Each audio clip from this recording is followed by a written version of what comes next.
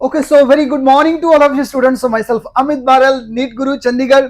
देखो जी, हरियाणा का third round का रिजल्ट जो है वो आ चुका हुआ है। आज यानी कि 24 तारीख को रिजल्ट आना था। 23 तक जो वो लास्ट डेट थी या सीट सरेंडर करने की। जो बच्चों को एमसीसी में सीट मिली थी 23 को जो रिजल्ट है, 22 को जो रिजल्ट आया था एमसीसी का, उसमें कुछ बच्चों को सीट मिली थी, जिसके कारण जो ऑलरेडी बच्चे हरियाणा में स्टेट कोटा या मैनेजमेंट कोटा में सीट में बैठे हुए थे, तो उन बच्चों के पास अपॉर्चुनिटी थी कि वो वहां पे कॉलेज में रिजाइन कर दें। तो वो जो सीट छोड़ेंगे और उसी सीट को ही जो है वो कन्वर्ट कर दिया जाएगा थर्ड राउंड में, जिसके लिए जो सीट जो छोड़ी हुई सीट है वो थर्ड राउंड में शिफ्ट हो जाएगी।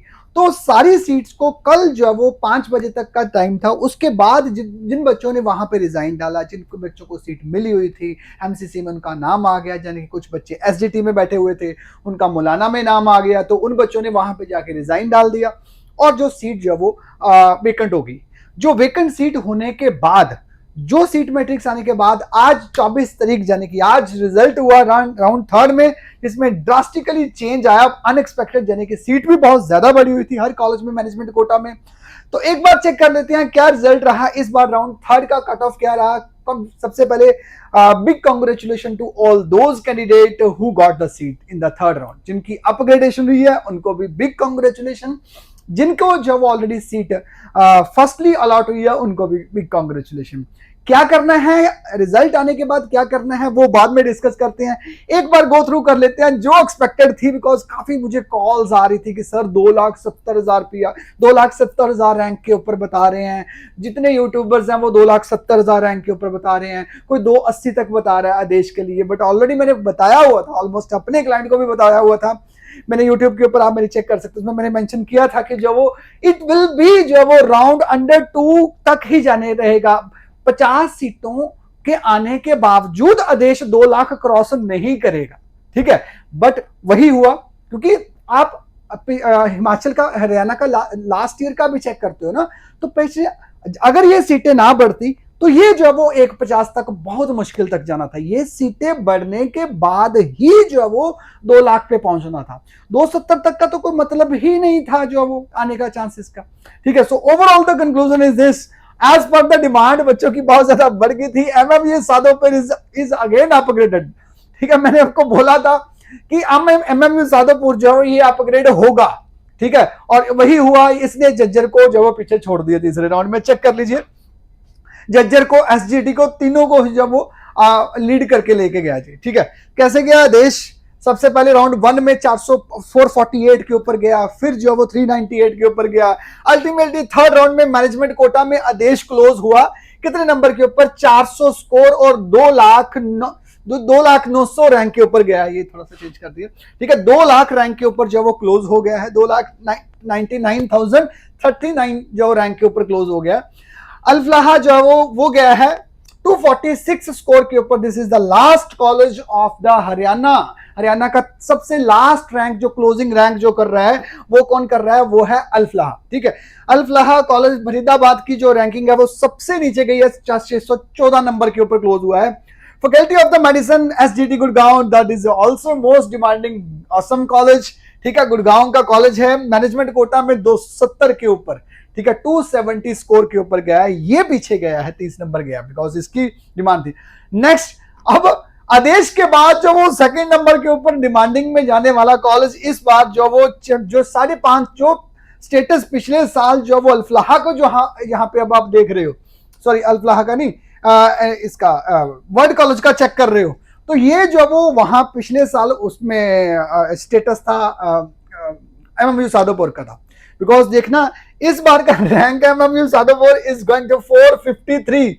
1 लाख रैंक का जब वो जंप किया पिछले साल से, एक लाख ही जब वो step by step. Is developing college, growing college है। कॉलेज अच्छा है तो डेफिनेटली ग्रोथ भी इसकी जो वो हो रही है, काफी अच्छी जो वो ग्रोथ हो रही है।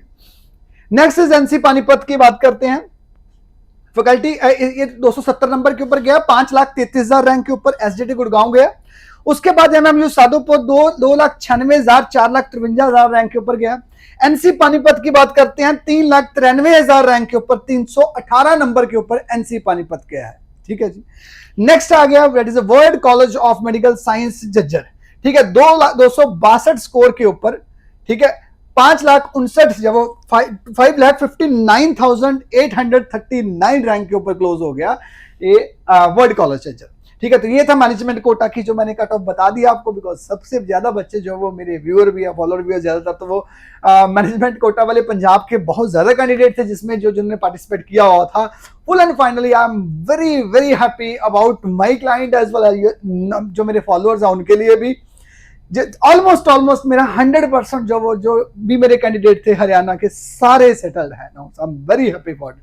ठीक है, so big congratulation to all the candidates who got the seat and all the best and better luck in the next. जो बच्चों ने कहीं अदर कॉलेजेस में भरा होगा, सो आई होप कि उनको भी सीट जो वो अदर हरियाणा, अभी हिमाचल का रिजल्ट आने वाला है आज, मोस्ट प्रोबेबली आज या कल तक हिमाचल का रिजल्ट भी आने वाला है।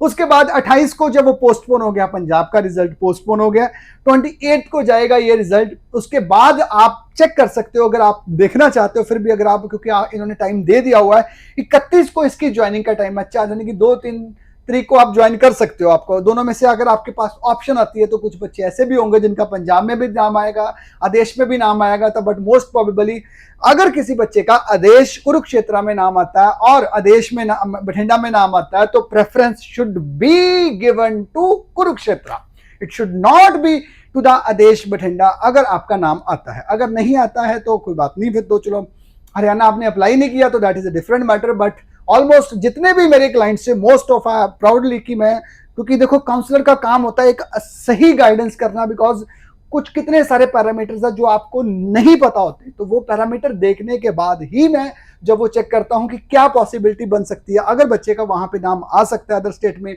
और वो जब वो रेडी है जाने के लिए, अगर 50-50% है, कुछ नॉलेज नहीं है उसको, और मुझे नॉलेज देनी जरूरी बनती थी उनको, और मैंने अपने बच्चों को मूव किया। इवन कि बठिंडा के ही मैंने जो वो 10 बंदे, 5-7 बंदे तो ऐसे होंगे जो बठिंडा के ही मूव करवा के, जिनको आदेश बठिंडा मिलता था, वो वहां से कुरुक्षेत्र शिफ्ट करवाए हैं। ठीक है, सो वो ये इसीलिए था, उसको इस आज नहीं पता लगा उनको, बट कल पता लग जाएगा अभी क्यों करवाया था, रीजन वो अपने आप ही पता लग जाएगा। So thank you so much and all the very best to all NEET candidate. अभी आने वाले रिजल्ट्स के लिए जो पंजाब में होने वाले हैं, हिमाचल का बाकी पेंडिंग है, जिनके रिजल्ट आने वाले हैं उनको ऑल द बेस्ट है। जिनको मिल गई है, क्या प्रोसीजर करना है, पीजीआई रोहतक जाना है, पहले डॉक्यूमेंटेशन करवाएंगे, डॉक्यूमेंटेशन करवाने के बाद कॉलेज में अपना अलॉटमेंट लेटर निकालेंगे, then we have to go for the college. जिनकी अपग्रेडेशन हो गया उनको भी जाना है पीजीआई रोहतक में, दोबारा डॉक्यूमेंट वेरिफिकेशन के लिए जाना है, अपग्रेडेशन का फॉर्म वहां पे फिल होगा, फिर उसके बाद अलॉटमेंट लेटर आएगा, कॉलेज का नाम चेंज होगा अलॉटमेंट लेटर में, then you have to go to your